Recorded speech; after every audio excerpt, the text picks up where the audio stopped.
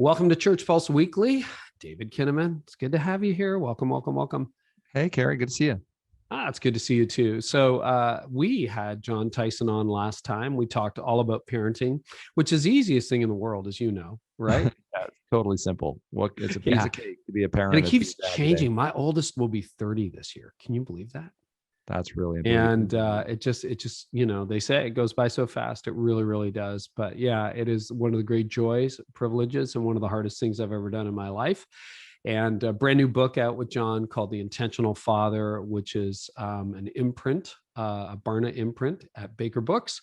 You can get it anywhere books are sold. But we're bringing Jon back on today to talk church. We're going to talk about the future, going to talk about spiritual formation, evangelism, and the pandemic. So why don't we jump right in and bring Jon on? Jon Tyson, welcome back.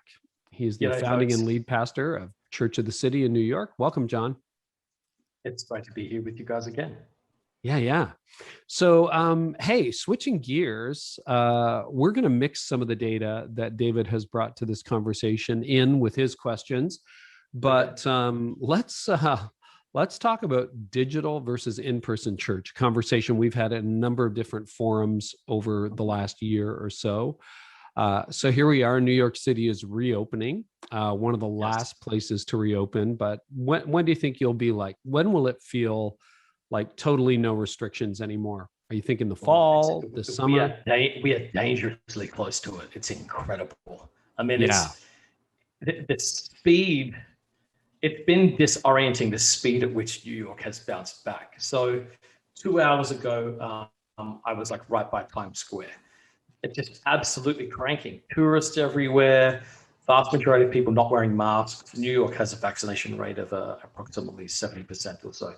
So you can just feel that in the city. So we are back. We're doing live services. The majority of my friends are doing live services. We've just heard back from the Department of Education. We meet in various schools, so it looks like public spaces are going to be available to rent again. So all very good. I think it's probably post Labor Day, which is the normal New Year's kickoff in the Northeast, particularly. That's when we're going to go for it. So we'll probably be, full morning and evening services in person. However, as you've mentioned, we will be digital as well as live. Is that a concession or is that an excitement? Like, what is that for you? Well, it's two things. I feel torn. It's not a concession. I have exciting concerns. I mean, it's I have excited concerns. That's basically what I have. The concerns are that people basically continue to be formed by the normal priorities of modern American life. And that would be travel sports on the weekends with their families, prioritizing personal trips and vacations or whatever. And it's like, hey, we don't really need to do church because we can sort of catch it online somewhere. So that ends up being deforming people because it lowers commitment and it lowers community. That is a concern I have. I am also excited because I think it does allow people who still with immunocompromised systems or those who resonate with a particular ministry to be able to encounter it. And I think one of the things we're most excited about, like this happened to me on Sunday, as someone was leaving our church, a woman came up to me and said, I just want to say thank you so much. I was in the process of deconstructing my faith and somebody forwarded me one of your sermons. And I just basically binged a bunch of sermons and it's like really brought me back to intimacy with Jesus. And I just wanted to meet you and say thank you personally. So I'm excited that there's a lot of that sort of thing around the area of evangelism and strengthening believers possible in online stuff too. On that subject of evangelism, some of the data that we've been seeing in the research is this question of the moral responsibility, the moral appropriateness of evangelism. Among practicing Christians, 2 out of 5 agree that it's wrong to share one's personal beliefs with someone of a different faith in hopes that they will one day share the same faith. We even saw in our reviving evangelism study we did with Alpha that nearly half of millennial practicing Christians say it's wrong to evangelize. And at the same time, practicing Christian millennials are very much of the opinion that, the best thing anyone could do is to become a Christian, to follow Jesus. So there's this real kind of dichotomy, almost this cognitive dissonance between the appropriateness of evangelism and yet the importance of it. What are you seeing when it comes to evangelizing millennials or preparing millennials to evangelize in New York? Well, I remember reading that Reviving Evangelism and just wanting to weep. That's a failure of discipleship, period. It's a failure of discipleship, and it's a naivete about the dynamics of what's happening in our culture. Here's the truth. Everybody's evangelizing. It's not like the world is completely neutral. Nobody's trying to persuade, and here come the Christians doing what nobody else is doing to oppress others. That's just not the dynamic. The dynamic is that Google are hiring child psychologists to try and figure out the attention spans of small children. I don't know the actually if it's Google, but I certainly know that toy companies do and media companies do. We live in a world of coercion and contested space. And so just to imply that Christians shouldn't proselytize when everybody else on planet Earth is proselytizing, no one's sort of naive about how culture works. So that's what I would challenge, like the immaturity of that kind of thinking. But secondly, I would acknowledge the fear people have. There's a big discussion right now about colonization. I know it's happening up in Canada with some of the finding the bodies. No, in a very significant way here. Yeah. Yeah. So it's kind of like, when Christians show up, what are they doing? Are they destroying culture? Are they harming people? And so now we live in a moment in history where people are pointing out the absolute worst examples of Christians doing that and then normalizing it. And so I think people are reacting around some of those historic abuses. So what we have to do to sort of thread that needle, to me, is I think moving away from either traditional apologetics in evangelism to cultural apologetics in evangelism. And the shift is subtle. Traditional apologetics exists to make Christianity reasonable or logical, but cultural apologetics exists to make Jesus beautiful. And I think we need to be in the highlighting the beauty of Jesus in the brokenness of the world. You said something really interesting about, our own generation, and some of us leading this podcast have led for a decade or two. And you're saying, the drift away from Sunday, it's like, well, this will be about travel sports or my day in bed or my time with the kids or whatever. And so discipleship really becomes about consumption, not contribution. It's more about consuming a message than actually living a mission.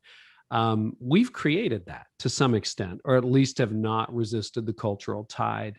What are you doing, or how do you think you resist that? Like, can you use the medium to pull people out of that consumption? How are you preaching against that? How are you fighting that tendency to make our faith all about consumption?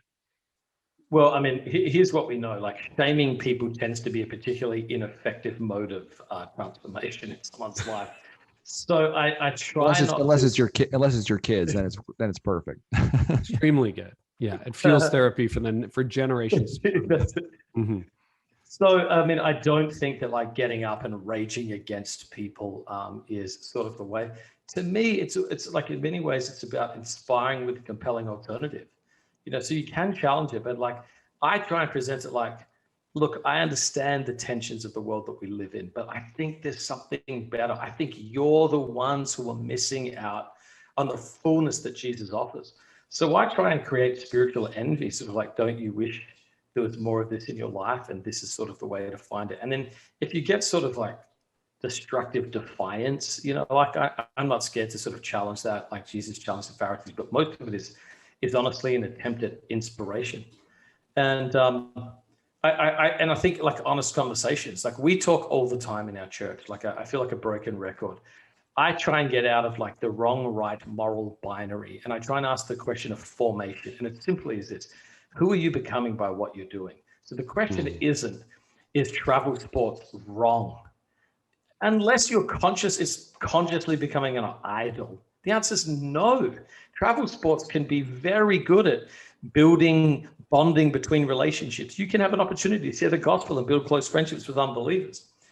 But on the other hand, if you ask the question, like, who am I becoming by what I'm doing? Then you have to ask the question, which is, am I actually building missional relationships with non-believers? Or am I just there, like, screaming at my kid about their performance?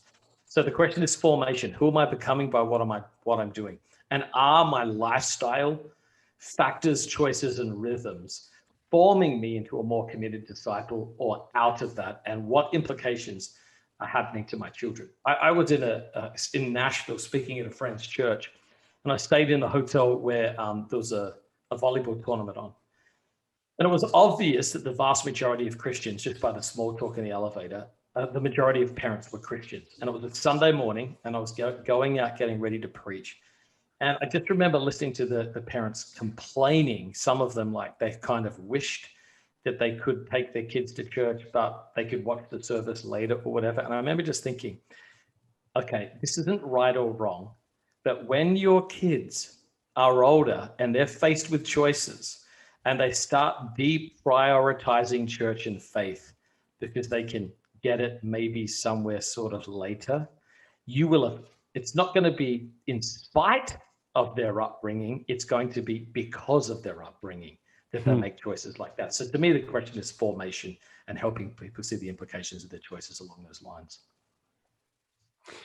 I wrote that down. Such a great point. Can you just rephrase that question? What are we becoming by what we're doing?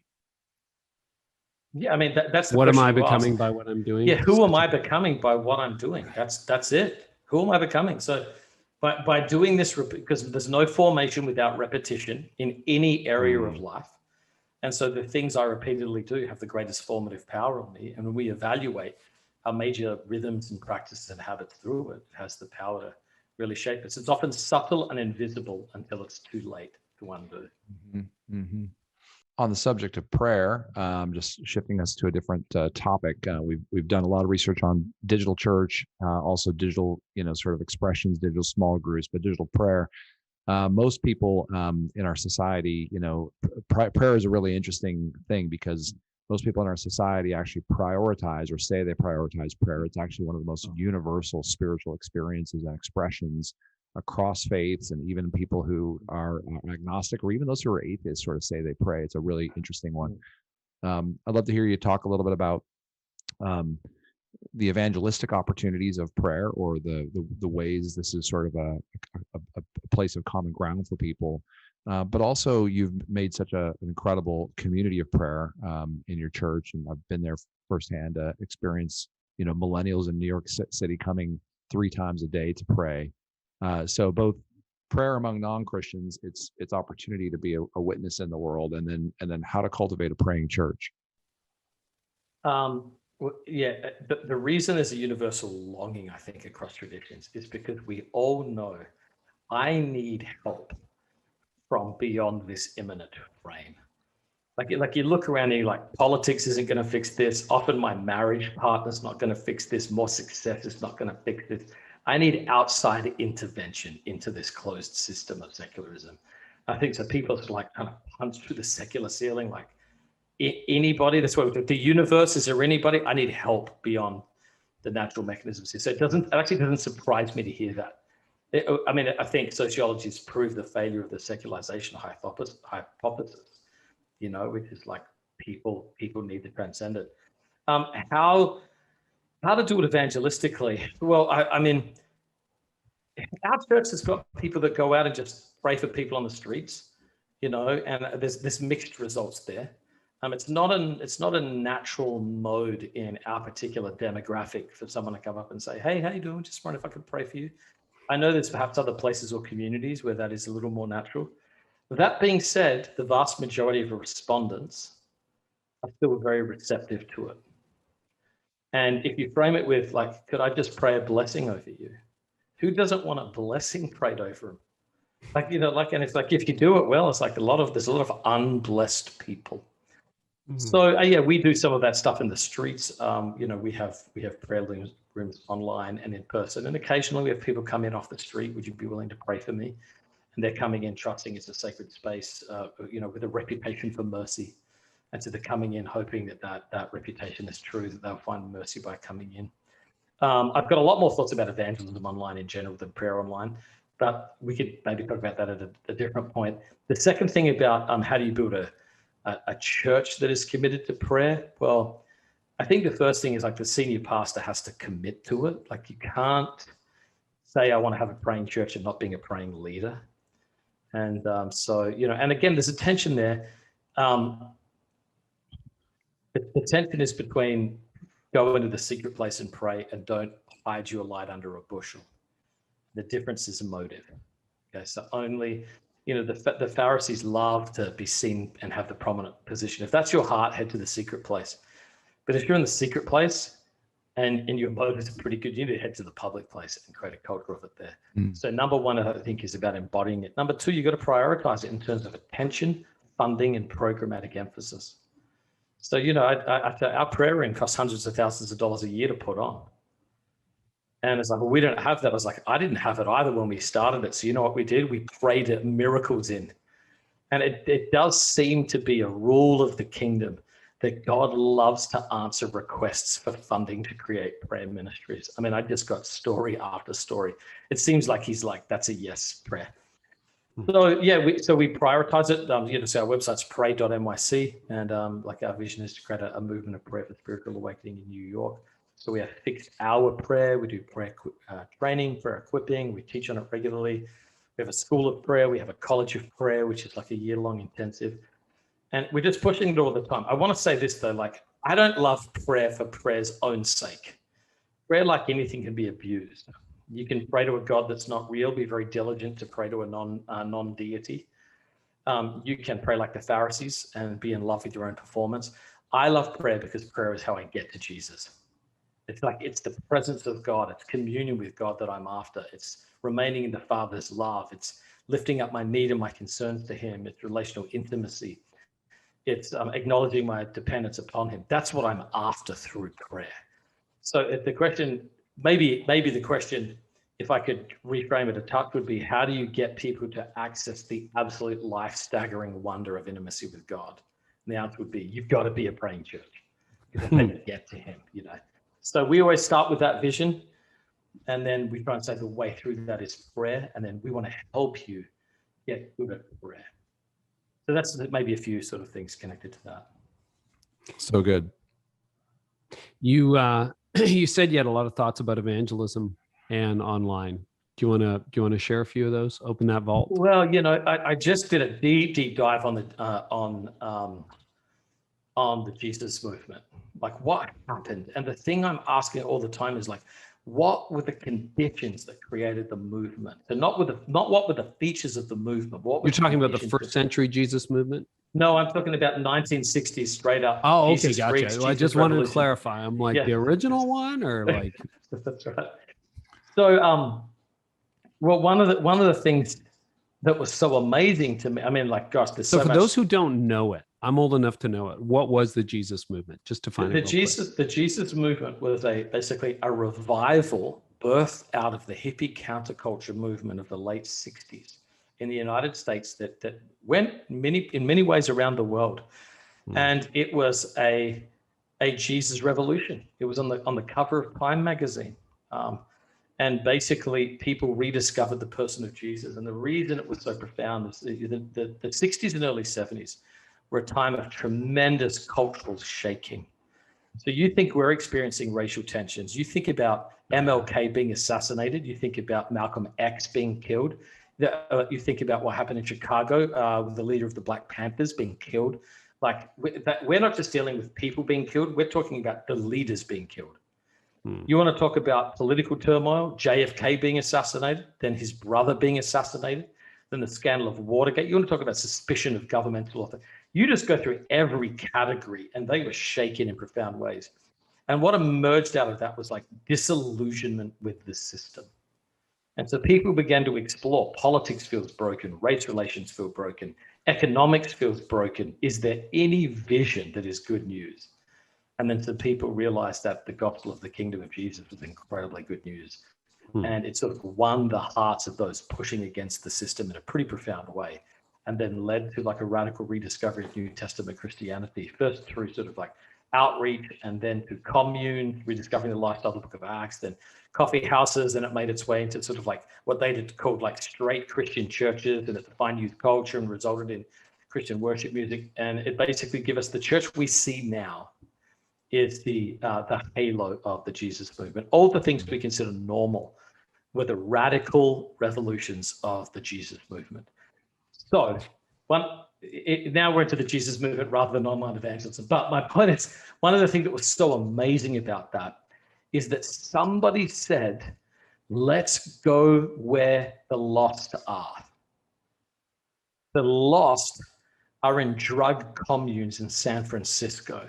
The lost are at music festivals. Let's go insert the story of Jesus in the middle of that lostness. And again, it's almost a trite saying, we know it, but the lost today are in social media online platforms. That's where they are, whether you like it, whether you hate it, whether you can't stand how it's deforming people, the pornification of everything, video game addiction, trivialization of the sacred, defiance. All of those things don't matter. That's where they are. And I remember a friend of mine saying, we need to raise up 100 digital Billy Grahams to go into the middle of the online scene and boldly proclaim the ministry of Jesus. So it's like, it's simple as this. You can hate that your kids are on their phones, but they're going to be on their phones. The question is, how do you get Jesus on their phones in a real and meaningful way? So I think that in terms of evangelism, we have got to be the most innovative, creative thinking about getting the good news into the heart of where people are. And that's where they are. So I've just got so much passion about that. And I don't want to be a Luddite, and I don't want to, out of fear, worry about the excesses. I think like someone's got to get in there, because there are kids alive right now who will personally have YouTube channels with billions of followers, whose ministries will be larger than every church in America combined. And the question is, how do we reach that kid with the gospel, form them and disciple them, so that the movement of Jesus can continue in those spaces where everybody is? So I've just got I'm praying about it, fasting about it, just praying God will guard the character of those who are given influence. But we got to go where the people are. Simple as that. What are you doing to make inroads online? You kind of said, yes, we are online. You're not really ambivalent about it. You see opportunity. You also see the challenge with it. What are some ways? I think one of the times we talked a bit over the last year and a half in different forums, Jon, but you talked about like doing online courses that were really connecting with people. What are the areas where you're seeing as a pastor or personally the most traction online right now? So, we're definitely doing alpha, and that continues to bear disproportionate fruit. We've lowered the barrier of entry. It's like, except this Zoom link. It's like, you don't even have to drive somewhere. No social awkwardness. You're on. That to me has been very, very effective. So if I was to summarize like my commitment to online sort of things, it would be this. There's a real danger that online church services get co-opted and create Christian consumers. Yeah. But when it comes to online evangelism, there is almost no downside as far as I'm concerned. I mean, it is just full court press to get Jesus online, connecting with those spaces. So I actually haven't, I'm just in the early stages of gearing up. I can tell you my theory and what I've just hired a guy to start. So basically where Christians go wrong is that we talk about story, we don't talk about narrative. All of the cultural change that happens in society happens. And this is the whole thing about postmodernism. Summarized, postmodernism is a suspicion of meta-narratives. So now it's not suspicion of meta-narratives, it's warring over controlling meta-narratives.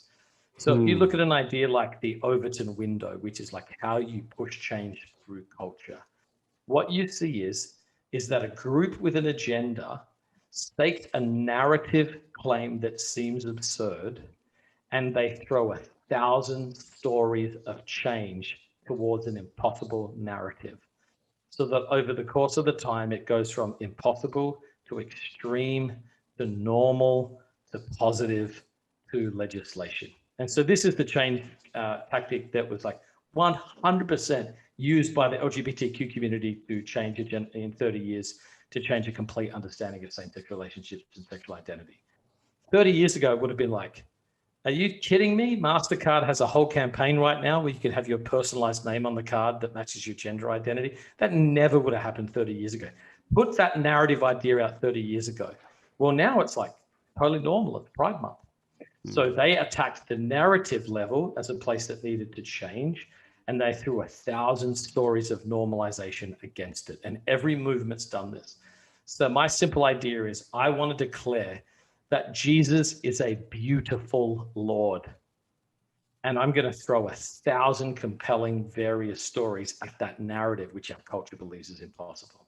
And that's what the early church did, ultimately. Their claim was Jesus is Lord, none of the other lords, none of the other gods. And then their lives were like micro stories, 1,000 points of compulsion, beauty, and resistance against the other narrative. And it took a couple hundred years, but then they brought the empire to its knees through love. I think with things like the media, the ability to scale, like the chances of that happening more quickly, done beautifully, are very, very high. So that's my strategy. The narrative is Jesus is Lord, not just stories, it's narrative. Reclaim the narrative around Jesus and throw 1,000 stories of transformation at it. Well, what I'd love to do now is just give you a final word, Jon, and then David, I'll give you an opportunity for a final thing. As we think about the future, heading into a fall where, we are in person, there is the infinite expanse of online. There's what digital does well, what it doesn't do well, what in person does well. Jon, final thought for leaders, and then David from you as well. I would say something I've been saying quite a bit, but I really believe it's true. Leaders, God has entrusted you with this moment. And so, God really believes that in spite of your inadequacies or your exhaustion, that you are the best people in the history of the church to lead to this exact moment. Wow. It's an amazing thing to think that God thought you're better for this moment than Augustine or Spurgeon or Calvin or Wesley, because if they were better, they'd be here now. But you're here now because God's entrusted you with this moment. So I would say take heart. You're not in leadership by accident. And take care of yourself because you matter and we need you for the long haul, not just the next season. So take heart and then take some time off, get some rest, and then let's play a long game and be healthy in here in the next 5 years to guide, not just into reopening, but the re-engaging with mission with the whole of our lives. Wow. Man, I don't know what I could add to that. Yeah, I'm like, okay, I think this is the end of the episode, but thank you. Jon, thank you always. I'm just so inspired by you. I've got about a million things I want to go tell my friend about our conversation here. Thank you for those words of encouragement. I mean, it's such a deep sense of God doing new things right now for the sake of his people. And I always learn so much from you. I'm inspired by that. I appreciate your friendship. And, for listeners,